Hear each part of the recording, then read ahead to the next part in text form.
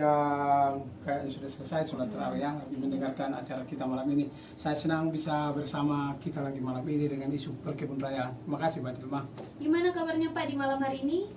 Yang pasti baik karena sudah berbuka puasa dan kita beberapa hari terakhir menjalankannya dengan semangat sampai sekarang. Tentu di pertengahan kita akan lebih selamat lagi biar bisa kita selesaikan dengan baik nanti Mbak Dilma. Amin ya robbal alamin. Sebelumnya marhabannya Ramadannya Pak ya. Baik, terima kasih. Selamat berpuasa juga untuk kita semua. Kali ini kita mengenai manajemen kelembagaan kebun raya Pak ya. Ya. Jadi apalagi pada zaman sekarang yang paling penting untuk kita yaitu pohon-pohon yang ada ya Pak ya. Ya, kita lakukan upaya-upaya terhadap perlakuan terhadap tumbuhan-tumbuhan yang di luar kebun raya, kita masukkan ke kebun raya. Iya Pak, boleh Pak langsung saja kita membahas mengenai pembangunan kebun raya Spirok ini Pak. Dari sisi mana saya mulai lagi? Dari mana? Pertanyaan yang mana? Yang pengertian, yang deskripsi singkat pembangunan kebun raya Pak. Oh, begitu. Ada beberapa hal yang dipertanyakan malam ini, biar kita bisa juga setting apa isunya. Yang pertama itu dalam kebun raya ini ada organisasi Pak, yang pengertian organisasi, yang kemudian struktur awal pembentukan kebun raya dan kemudian tugas dan fungsi. Baik, Mbak Dilma, ada 3 items ya. Iya Pak. Tentu kalau kita bicara tentang manajemen, tentu juga kebun raya tidak lepas daripada manajemen kelembagaan kebun raya. Semua institusi atau kelembagaan tentu ada manajemen, ada pengelolaan.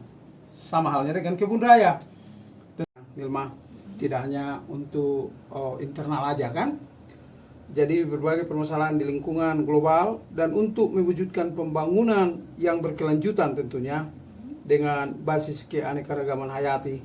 Ini tentu kita merujuk terhadap peraturan Presiden Perpres nomor 93 tahun 2011 tentang kebun raya, yang mana ini merupakan payung hukum bagi pelaksanaan pembangunan kebun raya di Indonesia. Begitu Mbak Dilma kan?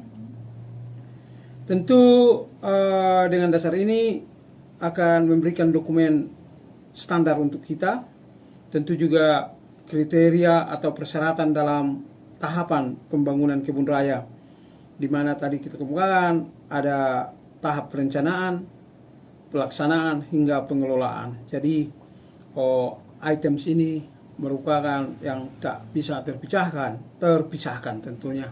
Ini integrated, terpadu dia, perencanaan, pelaksanaan hingga pengelolaan.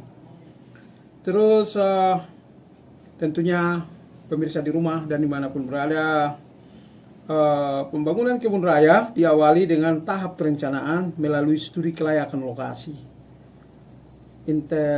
inventarisasi dan analisis sumber daya. Ini dilakukan tentunya. Terus inventarisasi kebutuhan infrastruktur pendukung serta penyusunan rencana induk, dan ini yang kita sudah mulai, yang sudah ada, bukan kita mulai, ini dasar kita yang sudah ada, yaitu kita punya master plan kebun raya. Pembangunan dilanjutkan dengan tahap pelaksanaan melalui penataan kawasan, pengembangan koleksi tumbuhan, dan pembangunan infrastruktur pendukung yang sedang berjalan.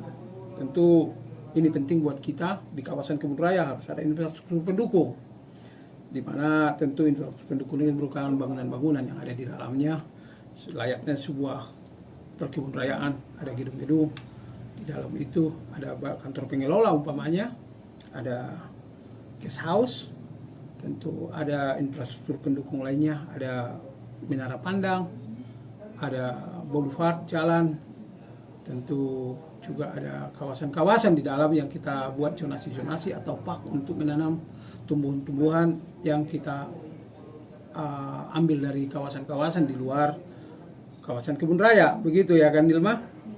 Jadi baik Nilma dan juga pemirsa dimanapun berada, semoga semua berbahagia dan masih bersama kita pada malam ini. Tentu Nilma seperti kita kemukakan tadi, fungsi dari itu semua intinya adalah komunikasi. Tentu dalam perkebun rayaan, manajemen dan struktur organisasi perkebun rayaan ada satu yang tidak boleh terlewatkan, yaitu kerjasama. Jadi di sini penting ini dilakukan ini untuk tujuan bersama, tentu akan mendapatkan hasil-hasil yang lebih cepat dan lebih baik dalam kegiatan mewujudkan kebun raya itu.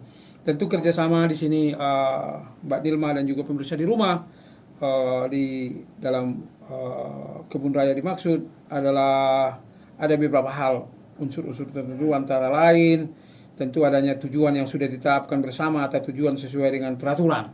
Tentu itu so pasti, ya kan? Yang kedua, adanya pengaturan pembagian tugas yang jelas. Itu kesimpulan rangkuman kita ya, Nilma ya, dan juga pemirsa di rumah. Dan tentu adanya bekerja saling menolong antara satu pihak dengan pihak yang lain dalam urusan pekerjaan ini. Tentu dapat saling memasukkan isu atau manfaat antar orang per orang dan juga kelembagaan. Tentu kata yang sering kita dengar adalah koordinasi untuk efektivitas dan efisiensi. Tapi ini dalam teori manajemen koordinasi ini perlu dilakukan. Tentu koordinasi yang baik, perlu ada kesetaraan orang dalam diskusi, tidak menggurui dan tidak merasa pintar dengan yang lain. Jadi di sini perlu ada koordinasi yang baik antara atasan bawahan atau juga yang samping kiri kanan. Tentu di dalam hal ini tentu kita akan dapatkan keuntungan dalam kerjasama yang baik itu.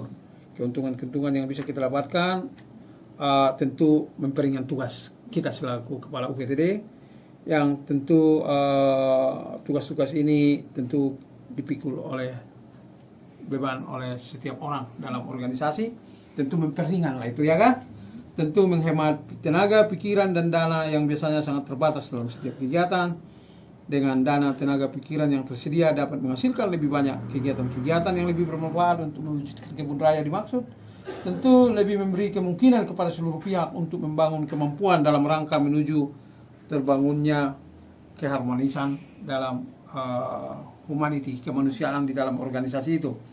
Tentu tambahan lain dalam kesimpulan kita ini, agar terjalin kerjasama yang mantap dalam suatu kelompok dari masing-masing anggota sehingga mampu memecahkan masalah yang sedang dihadapi. Tentu di dalam isu kebun rayaan ada masalah-masalah di lapangan, internal, yang kita anggap di atas kertas oke, di lapangan tentu berbeda. Ini yang sering terjadi, Nilma. Di atas kertas kalau kita lihat peta itu dekat ini katanya. Nilma, kukira sebagai kesimpulan dan kesimpulan kita, atau sebenarnya tidak berakhir hari ini. Tentu masih ada lagi diskusi-diskusi kita atau paparan kita dalam 2 minggu ke depan. Kukira itu cukup malam ini. Terima kasih banyak sudah ada kita di sini, dan juga para pemirsa di rumah. Selamat menjalankan ibadah puasa Ramadan. Semoga kita sehat dan kita dalam lindungan Tuhan Yang Maha Esa. Demikian. Dan tekan